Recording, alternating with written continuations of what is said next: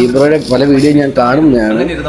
പക്ഷെ എനിക്ക് പേഴ്സണലി ഇഷ്ടപ്പെടാത്ത ഒരു കാര്യം ഇന്ന് വീഡിയോയിൽ കൂടെ അങ്ങനെ ഇരുന്നപ്പോൾ അവിടെ ഷെഫ് ജോലിക്ക് പുതിയൊരു പയ്യൻ വന്നു. ചേട്ടായി അവനെ കാണാൻ പാവം പോലെ ഇരിക്കുന്ന, ആരും അവനെ കൂട്ടത്തിൽ കൂട്ടുന്നില്ല, ഞാനതുകൊണ്ട് കമ്പനി കൊടുത്ത് എന്റെ നമ്പർ കൊടുത്തെന്ന് എൻ്റെ അടുത്ത് പറഞ്ഞു. പിറ്റേ ദിവസം തൊട്ട് അവൻ അവർക്ക് മിഠായി മേടിച്ചു കൊടുക്കാൻ തുടങ്ങിയെന്ന് പറഞ്ഞു. രാത്രി ഞാൻ വിളിച്ചപ്പോൾ ഫോൺ ബിസി ആയിരുന്നപ്പോൾ ഞാൻ ചോദിച്ചു ആരെയാണ് വിളിച്ചോണ്ടിരിക്കുന്നതെന്ന് ചോദിച്ചോ പറഞ്ഞു ഷെഫ് ചേട്ടായി പ്രാർത്ഥിക്കാൻ വിളിച്ചതാണ്. രാത്രി 1 മണി വരെ. Bye bye tata good bye. Chef ചേട്ടായിക്ക് പാതിരാത്രി എന്താ പ്രാർത്ഥന?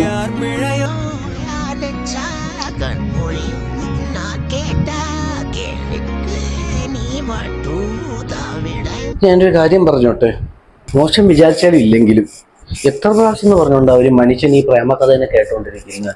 ബ്രോയുടെ വീഡിയോ അന്ന് തുടങ്ങിയ തൊട്ടേ ഞാൻ കേൾക്കുന്ന ബ്രോയെ ഒരു പെണ്ണ് തേച്ച കഥ.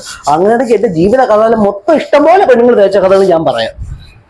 വൈറലാൻ വേണ്ടിയിട്ടല്ല, ഞാൻ അല്ലാതെ ചോദിക്കുക. ഈ പ്രേമകഥ മാത്രമേ ഉള്ളൂ.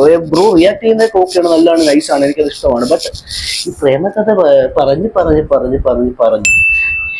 ഇത് പറഞ്ഞ് കേട്ടതൊക്കെ ഓക്കെയാണ്. പക്ഷെ ഇത് തന്നെ പറഞ്ഞ് ഇങ്ങനെ കുറെ ലൈക്കും വ്യൂസ് ഉണ്ടാക്കുന്നത് ബ്രോ ഈ കഴിവുണ്ടല്ലോ, എന്തിനാ വെറുതെ ഇങ്ങനത്തെ സാധനങ്ങളിലൊക്കെ കൊണ്ട് തലവെച്ച് ഉള്ള പേരും കൂടെ കെടുത്തുന്നത്?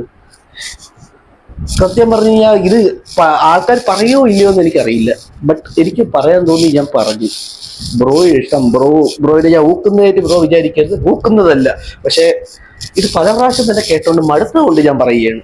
പ്രേമകഥകൾ പറയാം, പക്ഷെ ഇത് കുറച്ച് ഓവറാണ്, അല്ലെന്ന് ഞാൻ പറയുന്നില്ല.